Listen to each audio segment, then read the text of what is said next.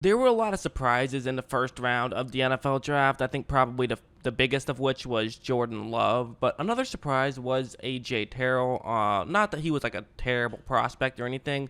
A lot of people had him going maybe early second round, but he ended up getting drafted pretty high with the Atlanta Falcons. So, yeah, definitely a bit of a surprise. But I always try to say, listen, just because it's not necessarily what we were thinking going into the draft doesn't necessarily mean that it's a bad decision by any means. I mean, this is a team that could definitely use a corner, and I do like Terrell, and so I do think that there's some real logic behind this move. Absolutely, I think that there's some pros and some cons, and let's just get into some pros for a second.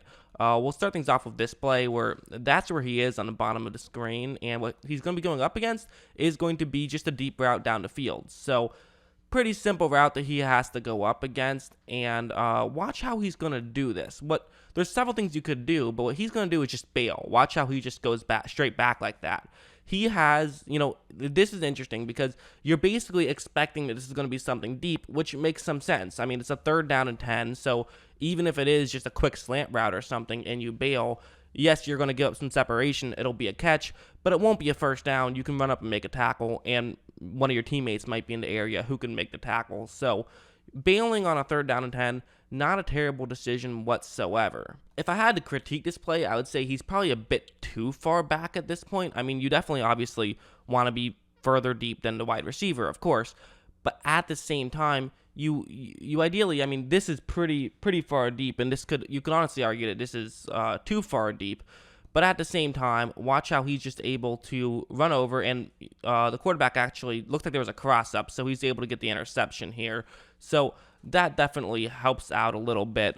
Just the fact that there was a cross up, might have even, you could make the argument, or I wouldn't say it was definitely this, but there is a chance that the receiver just saw that since Terrell just bailed out so quickly that he just said, you know what, I'm going to try to just cut here. Maybe my quarterback will see and we can pick up the first down. I'm going to cut right at the first down marker. And if that happened, there might have been a window. I'm not sure if Terrell could have been able to come back and make a play. I think there's a good chance he could have, but maybe that's just the receiver was kind of acting on his own. But that's why you don't act on your own, because that can result in interceptions. So either way, something went wrong there. But at the same time, I think it's a very interesting strategy by Terrell, and maybe he even saw something which allowed him to start backpedaling like that. There's a mind game, so maybe it was a guess, but he guessed right, so give him some credit for that. Speaking of mind games, honestly, he's the kind of guy where he definitely does not have to. He does not have to bail. Some guys bail because they're going to get burned deep if they don't. That is not Terrell. Terrell can definitely stay deep. This is a good example. He's going up one-on-one against that Wake Forest receiver right over there. He's running another deep route, and right when the ball is snapped, you notice that, okay, this looks like a decent situation for Wake Forest. Unlike last time, Terrell is not bailing. He's staying with the receiver. And at the same time, Terrell, his head is turned around, so he can't see where the ball is. But this basically means that, you would think that he can't see where the ball is. Your receiver can look back and see where the ball is. This could easily be a completion. But as this play goes on, Terrell is going to eventually get his head turned around and not just get a hand on it, but intercept it. And really the way he was able to do that was simply just because he read the play well. He figured out that, okay, at a certain point during this route, it's going to be a good time to turn my head around. And if I can get this right, I can turn it around and get the interception. This definitely has got him in trouble at certain points where he turns his head around at the wrong point and it turns into turns into a touchdown, or at least a big play. But that's kind of the pros and cons with him. He is going to take chances. It is going to backfire sometimes, but it is also going to work out and get him some interceptions. I could see him being a Marcus Peters type where, yes, he gets burned sometimes, but he also will get some picks. There's several things that a corner has to do. It's not just playing coverage. Obviously, that's the big thing. But, being someone who can help in the running game, being someone who can make tackles, that definitely has its value. And he is a guy who can do that. So I think that there's several things that I do like about him. This play will be a good example of that. You're going to have a Virginia player run down to the bottom half of the screen right there. And it looks like something gets lost in translation here, because both of those two Virginia players are going to run out to block number 11 over there. So Maybe they just, maybe they just got confused. That would be my guess. It's also possible that they see, okay, hey, that number 11, that's Isaiah Simmons. He's a great player, someone we have to watch out for. Let's put both our guys on there and just, hope that our the player who ends up getting the ball will be able to make a move on Terrell, get around him. There's some logic there, but at the same time, it doesn't really work out too well because look at, right after the ball is snapped, there's a situation right here where Terrell can definitely try to make a play. So it's going to come down to, can that Virginia player win his own one-on-one matchup, or will Terrell make this tackle right here? So this is a good situation perhaps for Clemson, but it could also be a very bad situation. If he doesn't make this tackle, this could be a huge gain. And even if he only makes an okay tackle, they could still be looking at some solid yards. But watch how he pretty much just gets right there, meets him, despite the fact that he tried to make a move, and gets a tackle pretty easily. Still ended up being an okay play for Virginia, but still a good tackle, I thought, from Terrell to be able to run up and make that play. Again, if you want to get too negative about it, you could say it took him a little bit longer to read the plays, so by the time he got in position, he was 5 yards past the line of scrimmage, as opposed to just like 2 or 3 yards past the line of scrimmage. But I don't know. I think that's a fine play, and you can coach that kind of stuff. You can't coach, you can coach good tackling, but it's much more difficult, and sometimes some guys have it and some guys don't. He has it. He's a pretty big guy. He is 6'1", 195 pounds, so for a corner, that's actually pretty big. So there is some value there for sure. Like, watch, this play's another example of it where he's on the top of the screen and he's just going to blitz on this play. So he's blitzing, not even, playing coverage or stopping the run at all. Cornerback blitz, those are always fun. I feel like they're kind of a little bit underrated, underused in the NFL. And so what could happen is that Texas A&M running back could pick up on him, but he's just going to go so fast that the halfback doesn't notice him and the quarterback doesn't notice him until it's too late. Just very quickly getting there for a sack. Really good play from him. And, his speed, that breakout speed, that's kind of one of the things that makes a cornerback blitz effective, is that corners as a whole tend to have good acceleration unless they're not a very good corner. So it makes a lot of sense to have that kind of play.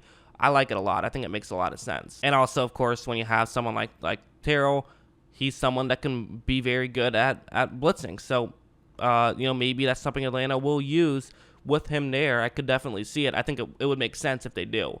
We'll show one more play. This one just because I like the angle where it's going to be a deep route, and what Terrell is going to do right here is he's going to try to get his left arm right there. That's where he's going to create some contact. So watch how, right when the ball is snapped, he does create some contact, pushed him a little bit, just disrupts him.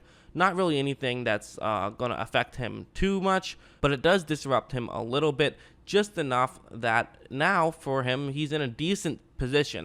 Positioning-wise, think about it. If you were trying to get a football through there, it would be difficult to do. You'd almost have to just throw it high or something. You could find a way to do it because, as you can see, you can clearly see the number 8 on the back of the jersey because he's facing the wrong way. And when you see that happening, typically as a quarterback, you want to throw it there, especially because this is actually a curl route. I think I said it's a deep route. It isn't. 81's going to cut back in. And so basically the idea is that, hey, he's actually going to think, if I can just throw this towards the outside a little bit, there can definitely be a chance for me to be able to make this play. So that's what I'm going to do. That's the idea. And there is some logic there, but Terrell is able to just turn his head back, and he actually nearly gets the interception, but he was able to knock the ball away. Just kind of a good technical play, and it kind of shows what creating contact can do. He definitely is someone who likes to use his hands. That's kind of actually one of the knocks about him, is that he gets some penalties, but at the same time, I have to say, it's like, listen, you can coach that stuff out of somebody. I know with a first-round pick, sometimes you want to just get an immediate playmaker, but I don't know, maybe Atlanta is saying that, listen, we have some problems. Let's just get someone who we think can be great, even if it takes them 4 or 5 weeks to get there. What cornerback doesn't take a little bit of time to get there? They almost always struggle in the NFL at the beginning and then start to get better. It's very rare for a corner to just, opening week start doing great. It happens, but it is rare. So I definitely would say that will I say that this was a great decision? I'm not sure. I'm not going to criticize it too much. It is not the one that I would have made just personally, I didn't have him that high on my board, but I'm not going to be overly critical about it either. I mean, listen, sometimes uh, teams have different ideas in their heads, and like, yes, I mean, it's my job to talk about what I think about things. It's not what I would have done. I'll be very honest about that. I mean, I thought it could have been fun to just draft CeeDee Lamb, who fell, and just say, screw it. Let's just have an awesome receiving core. I mean, that would have been a lot of fun. But like I said, the same thing about Damon Arnett, who went just a few picks later. Listen, could you argue it's a reach? Sure, but I still think he's a good player. And same thing with Austin Jackson, the tackle, who went 2 picks later. You could argue it's a reach, but I really like the player, and it's a position of need for them, so they decided to go with that. Would I have rather had Chase on or somebody else? Probably. Chase on would have probably been the move, or CeeDee Lamb, just in terms of total talent.